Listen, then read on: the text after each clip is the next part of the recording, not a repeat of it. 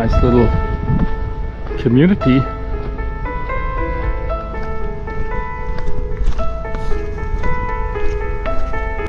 This is day 8 on the Portuguese way, which we're going back in direction to Porto. Ponte de Lima. Yeah, and then talk about a complete change in the weather. It was like 40 degrees, 40 Celsius yesterday, which was like hot. And now we got to wear like a little rain jacket or something, and it's chippy. So, boy, like Texas, it can change drastically.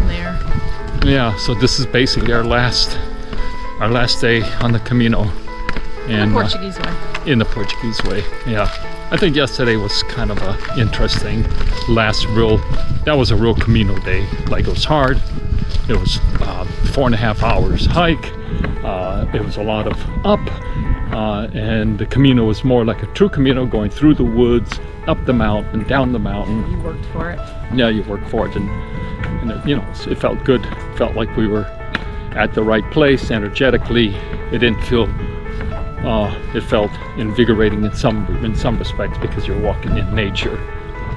So this section, not so bad, So I think there's like two days in the central route that are probably special. I think we're basically hitting those 2 days. Well, this is so Labruja is a really worth a place to stay. Quinta Labruja. Couple from Belgium and the Netherlands, yes. Yeah.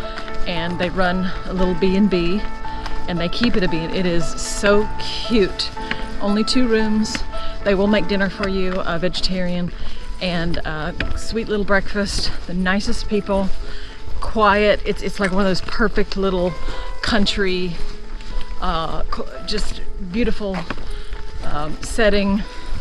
And don't blow through here. Stay here.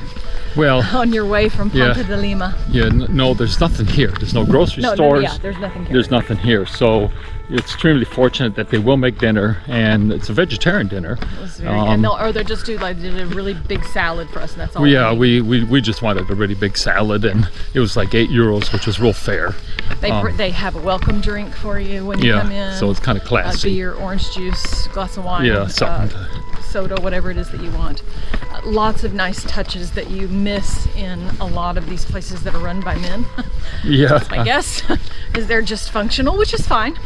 But she really went with the Labruja theme and has like that means witch. All these really cute things around the place. She has a book that has the pictures of the old house, like a 300-year-old house that they bought and redid the inside of it. And she has like the Wicked Witch of the West underneath some of the pages with the little red shoes from Wizard of Oz. It's really, really sweet and well put together. I loved it so much.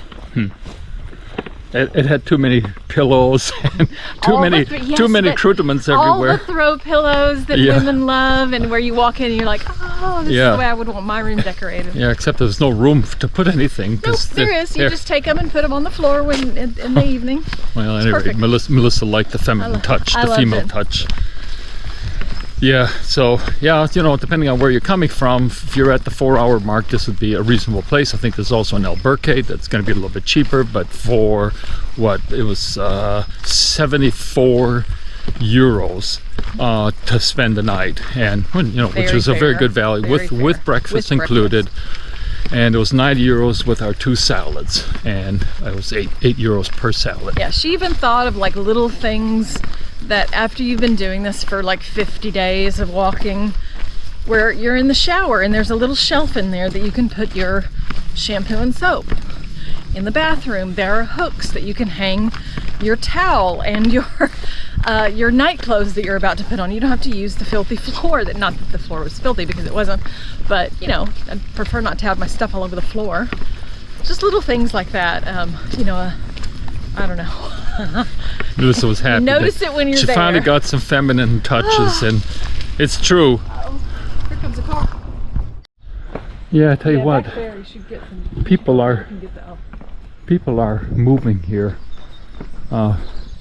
See, if I would move here, this would be a place I would be interested in. Yeah, I'm telling you, you think Portugal and it's all about the coast and from what we're finding out, even from had dinner with a French couple, and they had been down there, and they saw what I saw when I went through southern Spain, which was, oh boy, nothing but hotel after hotel. Okay, the beaches might be nice, but they're so buggered up with hotel after hotel and people. There's nothing nice about it. Even the Agave area, which is like the place to go, it's all buggered up too with people. And so, what's the point? The point is that a community like this is probably more of where it's happening, and you just, you know, you're not that far from the coast. What, maybe a 20 minute drive. So big deal. It's going to be a little bit cooler because you're up in the north, but it's also, they're smaller, cute towns that you're going to be going to where you've got easy parking, not all stressful out. And it's so beautiful. Look at that. Yeah. I mean, so we're sort of walking through this. It's a rural community, but it's not rural because there's like houses everywhere. But it's just a beautiful little inner valley. It's rural in the sense that there's not like grocery stores and shops and things like that. Yeah, there is no real commercial. It's a really nice little building. Oh. Yeah.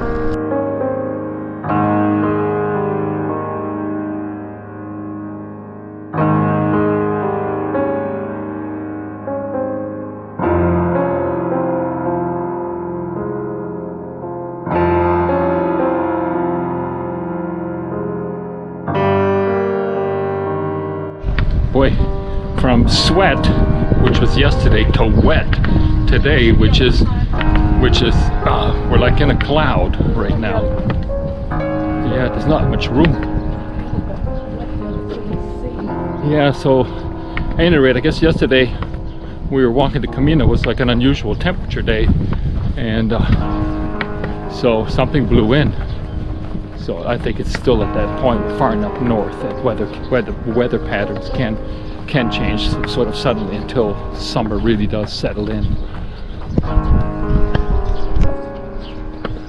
That's the road I guess he was talking about.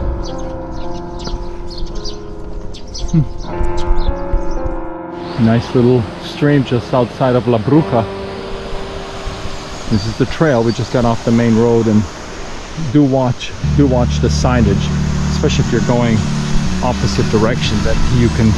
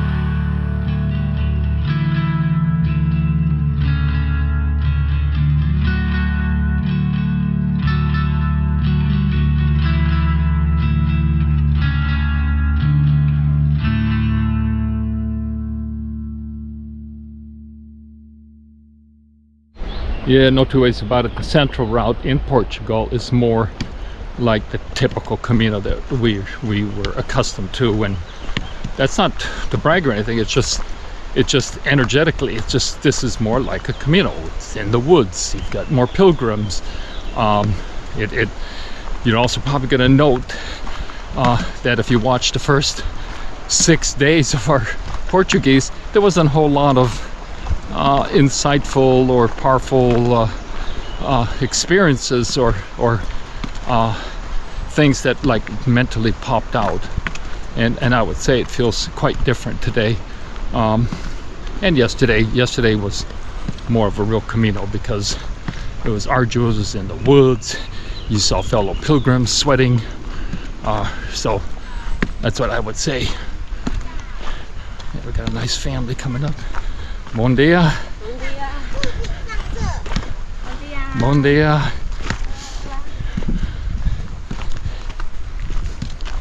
Yeah, so that's more your pilgrims right there. And we saw quite a few so far. So I would say without a doubt, you almost have to do the coastal, not the coastal, but the central route to really get your taste of what a Camino's like. I even think the coastal route, which is a little bit better than the El Toro route, which follows right on the beach. It's just too much development. And as we've been, you know, when we first got to Portugal, we thought, oh, let's go ahead and explore this country. And in our research, I can't say that we were really connecting with anything that jumped out and said, okay, boy, this is a great place. Let's go rent a car and drive down here. Like when I was in Spain, Melissa and Emerson left, and I said, okay, what am I going to do? And so I found this area that was a whole lot less commercial called the Extremadura part, which is the western part of Spain. And, you know, and that looked interesting. It's undiscovered. The locations were far split apart, so it necessitated having a car. Actually, I tried to do it with a bus only, and the bus is too dumb. It was not cheap. The bus stations tended not to be in the cool little towns. They tended to be about a 20-minute walk, maybe sometimes 30-minute walk outside of the main city center, and so it was ill practical. So at any rate, we kept hitting roadblocks here in Portugal on let's have this great Portuguese experience. I think this is where Melissa probably should. Oh, okay. You know, let's have this great Portuguese experience. And one of the things that I learned is listen to your roadblocks. Yeah, that's a good point. Because sometimes Camino has taught me, be grateful for your roadblocks. When you keep hammering at the wall over something that you think you want, or that you think is supposed to be the way to do something, and it just keeps not working, well, it's kind of a reason probably you're not supposed to be doing it that way. So yeah, what Melissa means is that we're looking for this cool road trip that just spoke to us and said, boy, that's the thing we got to do. We're going to rent a car in Porto. It's right down the street from our hotel, the rental car we place. Get there and there's no cars. So. We get there, it was a Sunday. What was it, Saturday? It was a Saturday, and we waited in line because there's like about 10 other people that were trying to get in to rent the car, and we finally get up to the the woman, and she says, well, we have no cars. And so we looked at each other and we said, damn, you know. And so that was a roadblock. That's like a clear, maybe ought not to take the car trip. And so we suffered over that for quite some bit. And even this time around last night, because we're about to pivot again to, okay, this is the last day we're going to walk. What are we going to do? We're going to get back to Porto because our bag is there. I start looking at cars again. Well, we're late in the game, meaning we're going to be picking up a car in another day, and it's going on July, and they're more expensive now. So it's like for 1 week it's going to be how much? $350 plus the gas. It wasn't working out, and nothing that I was looking at in Lisbon looked like wow. Yeah, and she was looking for apartments in Lisbon to kind of like home base it. They're expensive. You know, we're talking Bom dia. over $1,000 for the week. And that's just for the rental.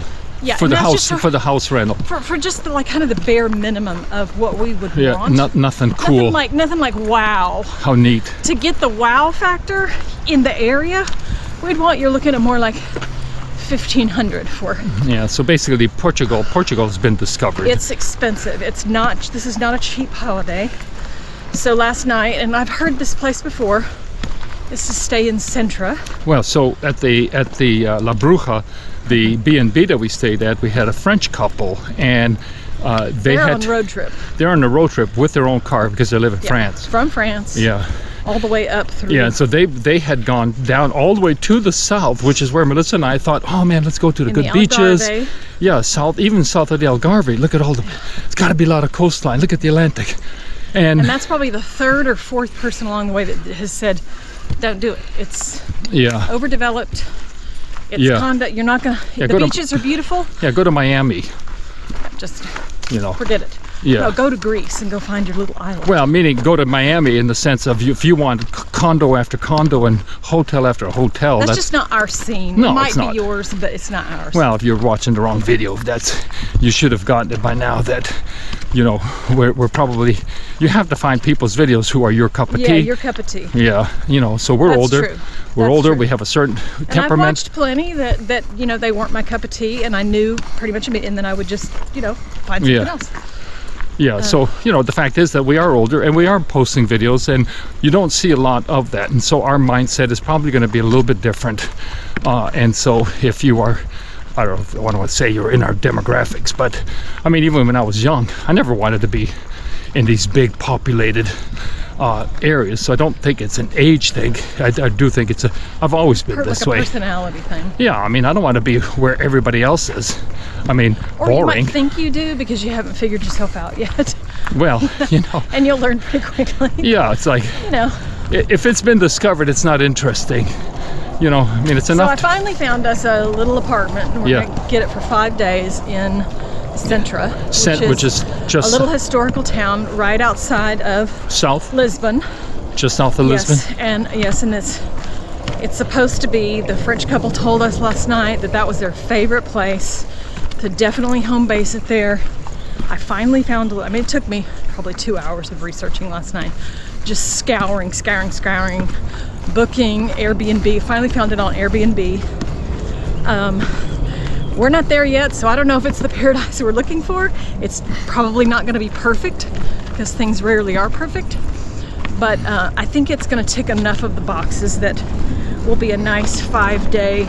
If we like it, we may just stay the rest of the time and then just roll into Lisbon.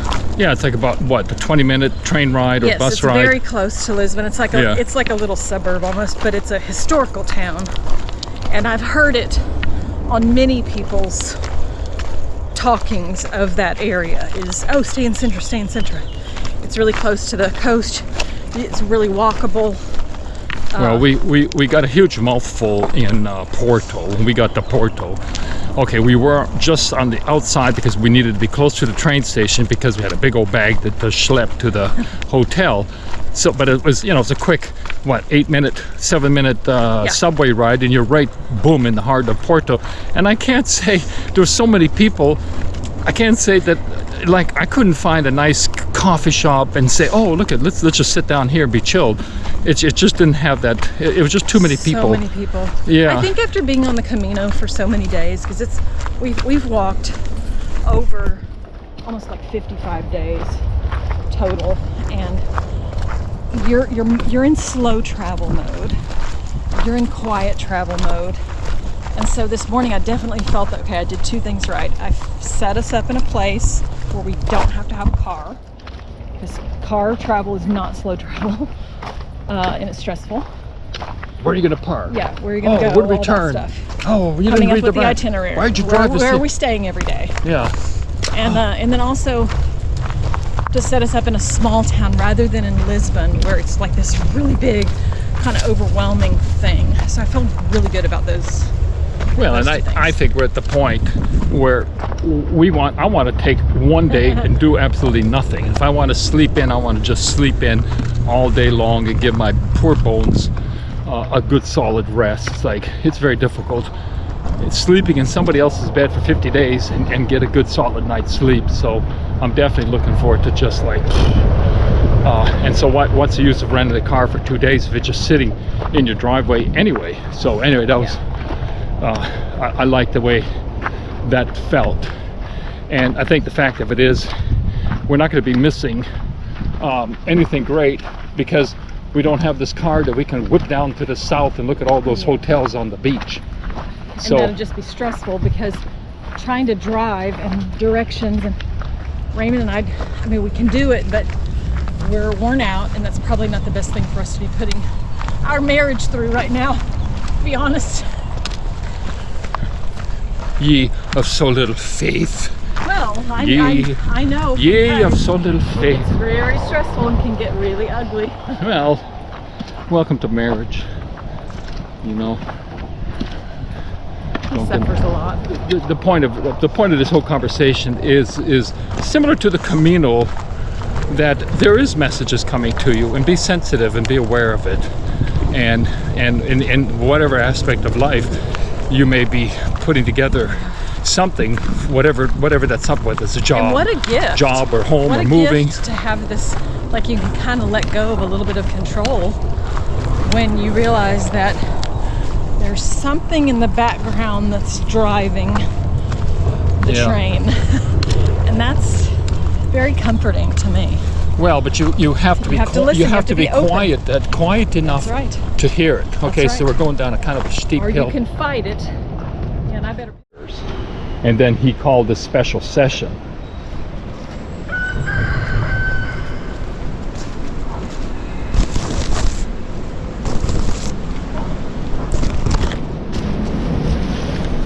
These flowers are hydrangeas, and they are everywhere, totally ubiquitous in Portugal. They're like bougainvillea in Greece. And they come in light blue, pinks, purples, white. I'm probably just going to take the audio off because when it hits the... Oh, up there, I didn't see that. I was just seeing the fog. Yeah, they're tearing up the poor mountain. Here's an example of the Camino provides. So I'm assuming this is all the stuff that has been found. Even dishes. Even dishes. This is all the stuff that people have found. If you need it. Oh, look at this. This is kind of cool. Oh, okay. I'm getting bored. This provision for Isaac for his schooling to finish strong. For Ivan and his upcoming finishing school and job. Did a good job in Emerson's. And for Emerson, for his next move in prosperity as he continues on his way with... Carries on the family business. Get it started. Take the fire. He's going to be the hardest, so you're going to burn yourself. All right, it's for all our boys. So the Camino provides. If you need a sweater, there's a sweater, shirt. If you need a little snack, I don't know if I'd eat that, but what time is it? Maybe a clock. I mean, you could write a whole story of all of the items in here. And here, Melissa, somebody forgot to put the shower head back on when they filtered their water. I hope you put that one back. Okay, so I don't know if it's a good idea to leave the snacks. Maybe you're leaving it for the ants. It's like a little museum. Oh man, he's cute. Little shower head.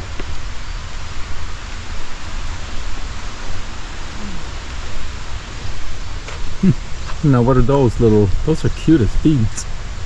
Grab one of those flowers. I don't want one. Well, why not? Yeah, just so much more pleasant going through this more rural countryside. But interestingly, that a lot of it just isn't rural. I mean, you do have these little enclaves of development.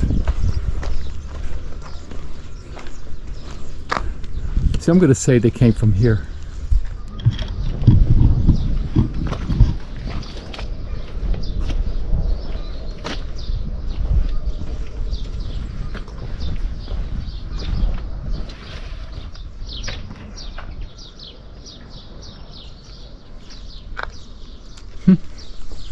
I got some. pumpkin plant. Some kind of guy growing there.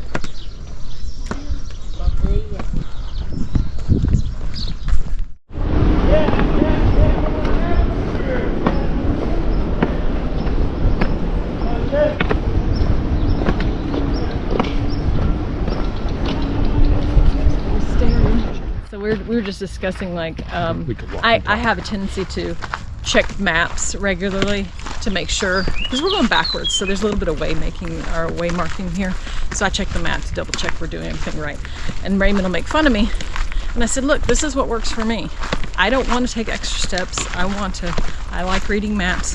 And I said, yeah, it's like everybody made fun of me in the beginning of our French way.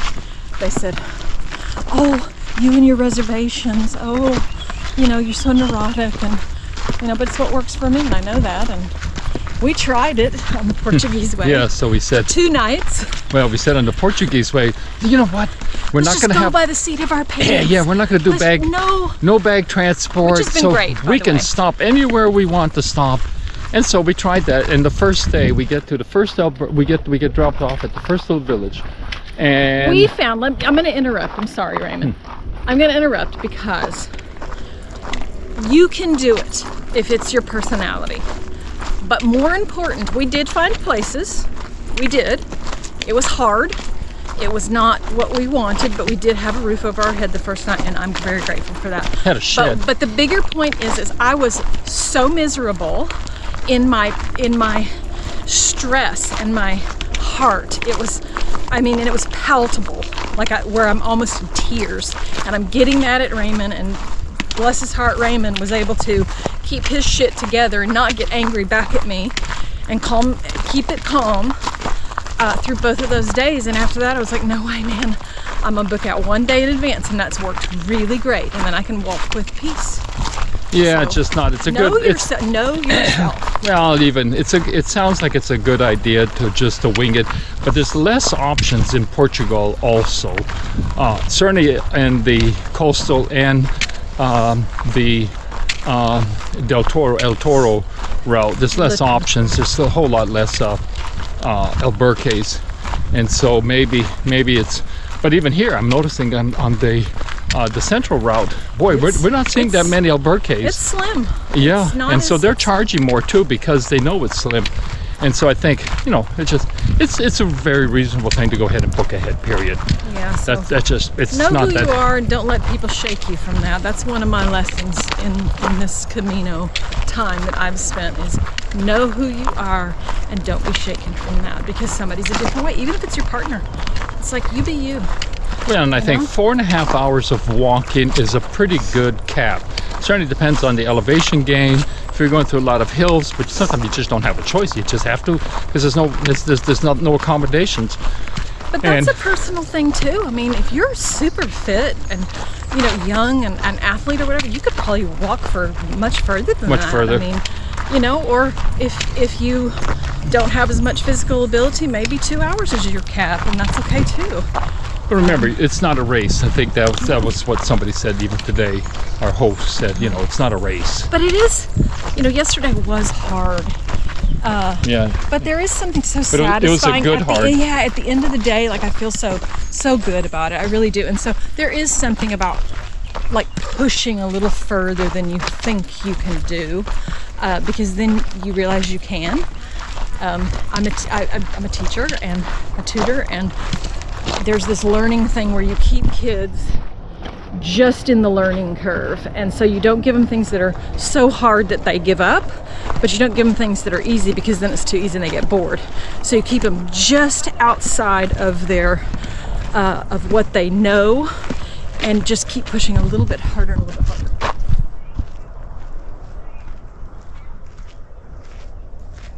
Ponte de Lima. Bridge of Lima. Alright, she's working The first chill dog that we've met on the way. Sheesh, you're right. I'm serious. That's the first dog on the Portuguese way. That's one thing that's been really annoying, is the dogs Yeah, they're are really so many, aggressive. and they really bark at you. Yeah. They're always enclosed. I mean, so far so Fortunately, good. yeah. That's the But that's first the reason I'm dog. carrying the stick. First dog. Yeah. That's just laid there and been chilled. Spanish dogs are more chilled, Chilled. most of them. Yeah. Well, so to thinking about suffering, right? So we're thinking, having a little talk about that. And if you think about the Christ and having to carry the cross and being an innocent guy and being crucified and the pain and the suffering that he went through, it was almost like that was what perhaps ascended him into the spirit world in a much higher level. And so he had to go through that. He had to go through that pain and sometimes suffering. we have to go through pain and suffering too, like to ascend to the next understanding. That's very good. Very one insightful. Camino. Yeah, and you know, back in the day, that the pilgrims, the reason they took this, the journey I like was to get spiritual insight by their sacrifice, and through their sacrifice, they would have, you know, hopefully they would get what we call darshan, a little bit like my friend David from Labruja in Spain, who basically did the Camino, and he said that he received the inspiration to go ahead and open up a donativo, I think he did which it like is 7 times. yeah, which is like strictly by donation, to trust, talking about trusting the universe, you know, that he would set up a private business and run it on donation only. That's pretty impressive. I have to, it still will stay with me for quite some time, I would say.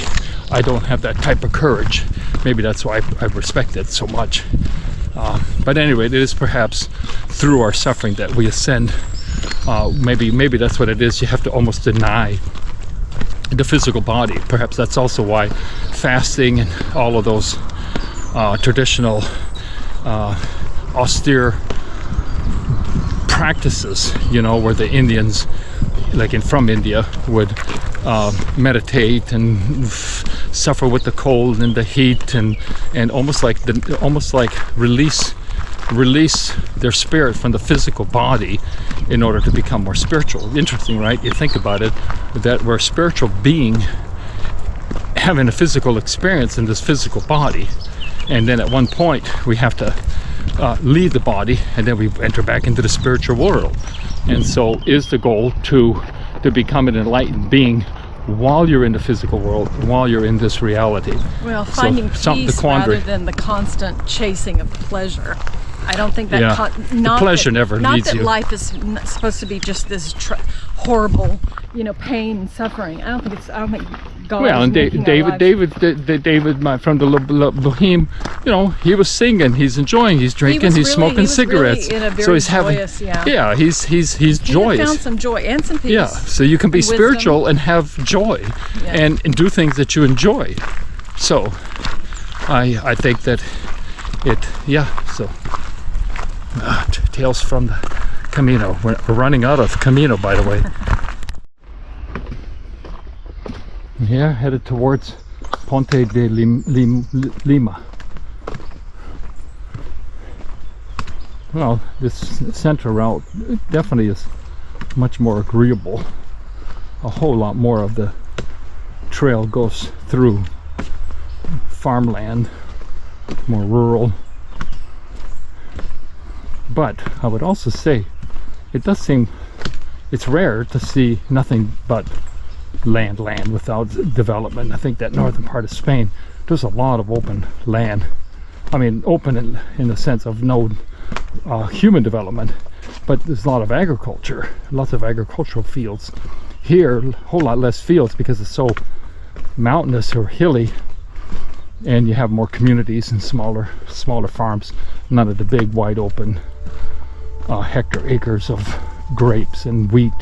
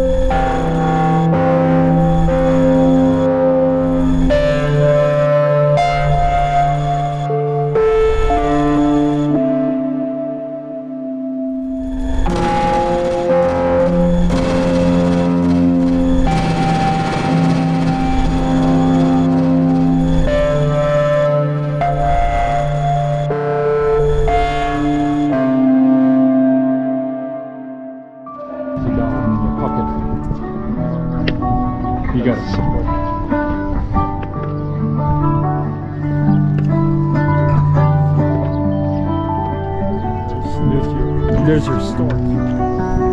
Let's go and explore the city. What's happening here, man?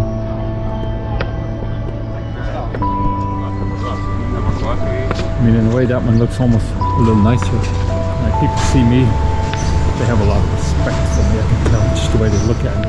At the end of it has been seeing the look on me. And then they say,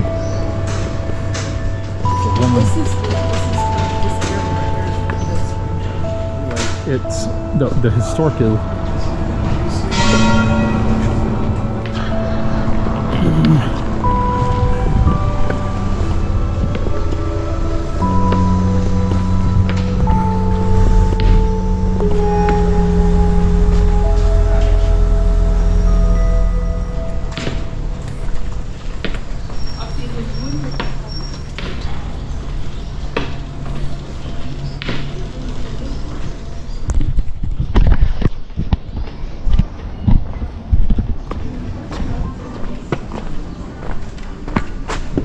Camino.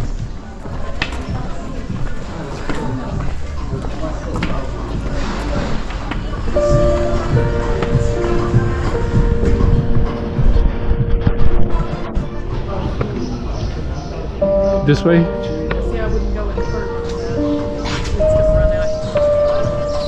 Huh. Let's go up, see if we can get a nice over. That looks more fun.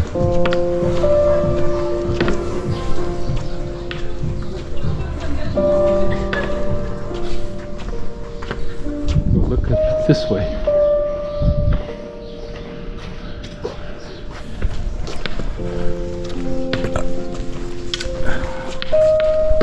It's cool. Well, you know, the churches are usually at the top of the cities. Well, we're kind of at the top of the city. You don't get to see a lot, though. It's a little covered up, but we'll go down back into it. I think you divide this and make it a lot easier. Ponte de Lima. I mean, if you want to paint here, I'm fine with that. I don't.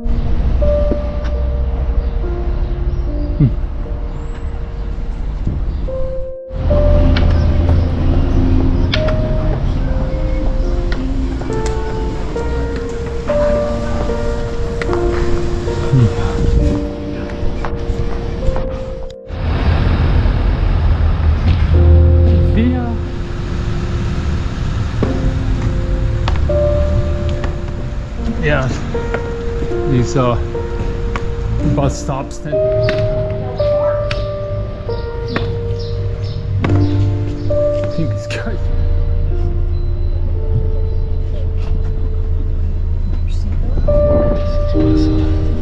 Yeah, I do.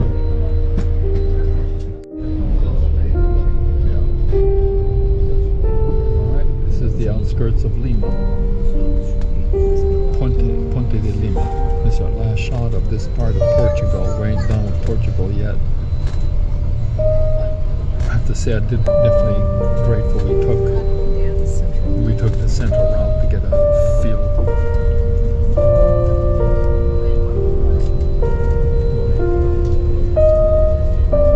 Right, we're in Porto. We're at our little place that we stayed at, not that far, but a 10-minute, 12-minute walk to the bus/train station. We're headed to Sintra, which is just south of Lisbon. So we decided, we decided, no, I'll go there because we can walk. We don't have to wait. And then we'll walk. Come on, Casey.